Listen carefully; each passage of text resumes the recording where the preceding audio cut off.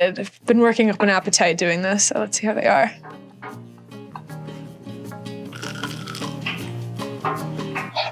Hot. They're hot. So good. So good. And also my grandparents. My mom is Filipino, so we have our grandparents in the house. Oh, really? So Yeah. you know how to make lumpia? Yes, I do. I'm the best. Oh, okay. Yeah, boom, cheers. And what's this called again? Lumpia. It's like the Where best. have you been all my life? It's the best spring roll you've ever had in your life.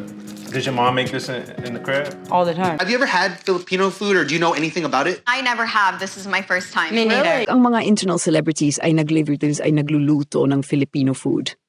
Bakit mahalaga ito? Sa panahon ngayon, hindi na lang basta pagkain ang usapan. Kultura na rin. At isa sa mga nakakatuwang makita ay kapag ang mga international celebrities sumusubok magluto ng Filipino food. Mula sa paggawa ng lumpia hanggang sa adobo, unti-unti nang napapansin ang lutuing Pinoy sa buong mundo. We'll pass. So I think we're good. We got your approval. Thank you. Or adobo. Adobo? I ate it every single day. It's funny, man, because we had all this food there, and there was all this and that.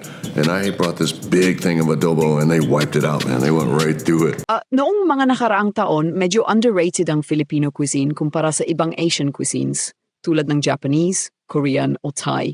Pero ngayon, dahil sa social media, YouTube at TikTok, mas nagiging visible na ang mga pagkaing Pinoy. Kapag may isang international celebrity na nagluto ng Filipino dish, kahit simpleng lumpia lang, bigla ito nagiging trending. Dahil dito, napupukaw ang curiosity ng kanilang fans. Ano ba ang lumpia? Paano ito ginagawa? At saan ito pwedeng matikman? Halimbawa, pagluto ng lumpia. Isipin mo, isang global celebrity ang nag-upload ng video kung saan siya ay gumagawa ng lumpia. Makikita natin ang proseso, paghiwa ng ingredients, pagbalot ng lumpia wrapper, at pagprito hanggang maging golden brown. Simple lang, pero impactful. Bakit? Dahil ang lumpia ay isa sa mga pinaka-accessible na Filipino dishes. Madaling gawin, masarap at swak sa panlasa ng kahit anong lahi. Sa isang video lang na ipapakita ang warmth ng Filipino culture, yung tipong pagkain na madalas mong makikita sa handaan, birthdays at family gatherings. So I'm just like folding it in here. And then I get to the end, put the glue on the end. Feels like painting. And what I'm going to do is I'm looking for a sort of a heavy cream consistency for the thickness of the slurry. When you're thickening with the slurries, you have to let it come back to a boil. Because if it doesn't come to a boil, it doesn't have the chance to fully thicken. Some rice. There you go. Mukha salang masarap ang adobo ni Insan, pero nakakalungkot lang dahil hindi pinatikim si tita. Kita mo naman, takam na takam. Tender, little bit of that belly fat. May mga international celebrities din na sumubok at nahumaling sa adobo. Ito, panoorin natin at pag-usapan. Nakakatuwa at syempre, nakaka-proud yan. And the turon, how does it look? It's okay. It's okay. It's okay. Just a little soy sauce. It's a little too dark. A little. Not much, but it can pass. She said it will pass. So I think we're good. We got your approval. Thank you. Said, do we like Filipino food? Do you remember when I made pork adobo and lumpia? Did you make it? When we were in our old house. Probably Biko. It's like a like a sweet rice dessert that her mom and her grandma make for me. Yeah, but I love chicken adobo too. I love pancit as well. You can do a little bit of pepper and a little bit of salt, a tablespoon of the sesame oil. Ang isang kilalang personalidad ay nagluto ng Filipino food. Hindi lang ito simpleng content. Isa itong anyo ng cultural representation. Nagiging tulay ito para makilala ang Pilipinas sa ibang bansa. Hindi lang sa pamamagitan ng turismo, kundi sa pamamagitan ng pagkain. At alam naman natin, ang pagkain ay isa sa pinakamabilis na paraan para makilala ang isang kultura. Kapag nagustuhan nila ang lasa, susunod ang interes sa bansa, sa tao at sa tradisyon. Pagpapalaganap ng Filipino food. Ito ang pinaka-importante, ang epekto nito sa pagpapalaganap ng Filipino food. Dahil sa exposure mula sa celebrities, mas maraming restaurants ang nag-o-open abroad, mas nagiging curious ang mga tao na magluto ng Pinoy dishes sa bahay, mas nagkakaroon ng recognition ang Filipino chefs. Unti-unting napapasama ang Filipino cuisine sa global food conversation. At hindi na lang ito hidden gem, nagiging mainstream na siya. Yeah, oh my gosh. My dad is Filipino and his family is Filipino, so that's sort of where I get, sort of all of that from.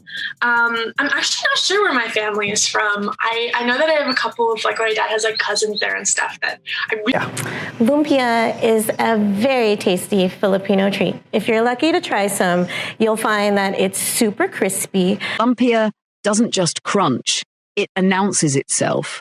Itong source ng pride, kapag nakikita na nating na-appreciate ng ibang lahi ang pagkain natin, parang sinasabi na rin nila may halaga ang kultura ninyo.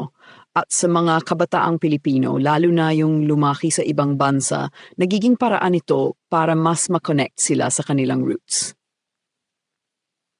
Sa huli, ang simpleng pagluluto ng lumpia ng isang international celebrity ay may mas malalim na epekto.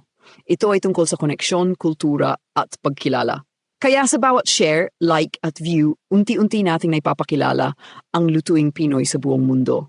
At sino ang nakakaalam, baka balang araw ang Filipino food na ang susunod na global favorite. Grandma used to make them for Thanksgiving every year, and so that was probably my first introduction to lumpia.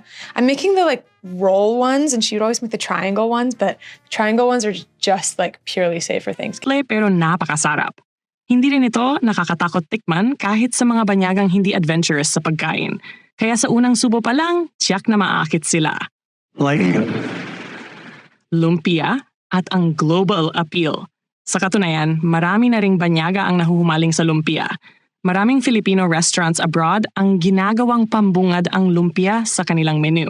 Bakit? Dahil alam nila na kapag nasarapan ang dayuhan sa lumpia, mas bukas na silang tikman ang iba pang pagkain natin. Sa Amerika, Canada, Australia, kahit sa Europe, makikita na ang lumpia sa mga food truck, Asian markets, at Filipino pop-up events. Nagsilbi itong bridge o tulay sa pagitan ng kulturang Pilipino at ng mga banyagang panlasa. Ang lumpia, kwento ng pagkakaisa at pagpapakumbaba. Hindi rin natin may kakaila na ang lumpia ay sumasalamin sa likas na pagkatao ng Pilipino. Simpleng itsura. Kaya ng pagiging mapagkumbaba natin. May effort sa paggawa, kaya ng sipag at tiyaga nating mga Pilipino. Maaring pangmayaman o pangmasa, kaya ng pagiging bukas natin sa lahat ng tao. Kahit sa kanto, sa palengke o sa mamahaling restaurant, makikita ang lumpia. Walang pinipiling estado. Lahat pwedeng makatikim, lahat pwedeng magbahagi. In the neighborhood today, that right there is called lumpia. Oh, just the smell. And this oh my God. is Tupperware. Which he knows about lumpia. Yeah. And so I just put that today for you guys to see. And it's always very good for anyone. Everybody loves lumpia. Yes, and I love it too much, so I might have to just take a taste right here. Dipping it in the sauce.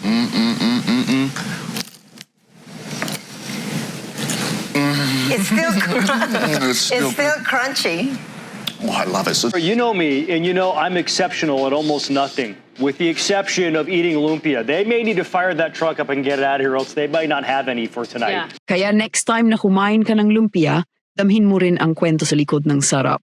Kung nag-crave ka sa video na to, huwag kalimutang mag-like, mag-subscribe at i-share sa mga lumpia lovers na kilala mo.